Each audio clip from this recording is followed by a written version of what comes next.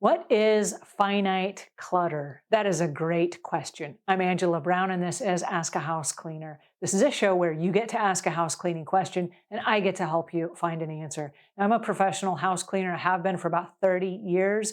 I'm not a licensed therapist. I'm not a psychologist. I can't help you in that area. If you need extra help, please see a medical professional. But what I can share with you is this. In 30 years, I've worked in a lot of homes. Some people are clutter bugs. They just have lots and lots of clutter. Some people have a distorted version of that, and that is hoarding, where they're hanging on to things for other reasons. Those are psychological or emotional reasons, but they're hanging on to things for dear life. The good news is this. There's a finite amount of clutter. If you have one living room and it is filled to the brim with stuff, there's only one living room.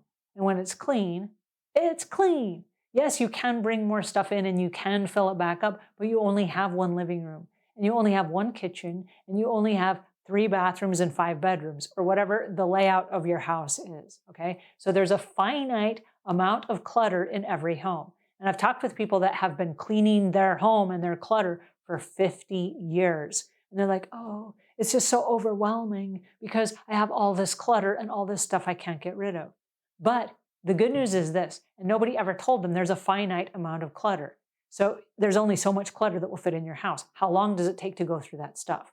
Now, if you were to walk out in the middle of the street and you were to look at all the houses around you and imagine for a second that the clutter that you have in your living room was in the living room of each of those homes and you had to clean each of those homes, how long would that take you? Oh, forever. Okay, now I'm exhausted thinking about it. Is it your job to go and clean all the hoarding and the clutter from hundreds of homes? The answer is no. Your stewardship is just the home that you live in or the homes that you live in. You might have 2 or 3 homes. You might have a garage full of stuff. You might have a storage unit. So on average, it's about 5 places where people store their things. So when those 5 areas are clean, the finite amount of stuff that you are physically responsible for, now you're done, right? So if we can stop and just stand back, this is not the emotional and the physical and the mental attachments to stuff, okay? That's a little bit different conversation. What I'm talking about is the actual stuff, the actual physical belongings that are in your house. There's a finite amount. And so it is possible to go through and to manage them all. Because once they're managed, once you've made a decision about them, once you have dealt with them, then they're dealt with. And now you have a choice. Do you want to go to the thrift stores and the yard sales and the flea markets? And do you want to fill that space back up, which is completely your God-given right to do that? Or if you've made a decision about those things, you can choose, wait a second, there's a finite amount of space and I'm going to have a finite amount of things. And you make a decision about those things. And so you don't clutter that area again. The answer is once you have agreed to the fact that there's a finite amount of stuff that will fit in your house, it becomes then manageable, much, much easier than just willy-nillying it and randomly having all these things that are in your house and there's no rhyme or reason to them. And then it is exhausting because you just keep thinking, well, where is all this stuff coming from? But it is finite. You have a house, it's got a shell on it. You can only fit so much stuff inside.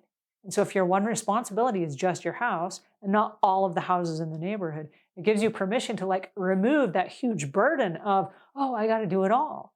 Well, no, you don't. You just have the one area that you have stewardship over. It's not as big a deal as sometimes we give the power to, right? We make the room or the house so much more of a challenge than it actually is. So I just want us to give permission that, hey, it's not that big of a deal. I got one living room. When that one living room is clean and I've made rules about it, we're done. I'll go on to the kitchen and I'll clean that one kitchen. Once that kitchen is done, I've made rules about it. We'll go to the bedroom, right? There's a finite amount of space that's going to house your stuff. And so the goal is to be honest about that finite space. There is a finite amount of clutter that will fit in your home.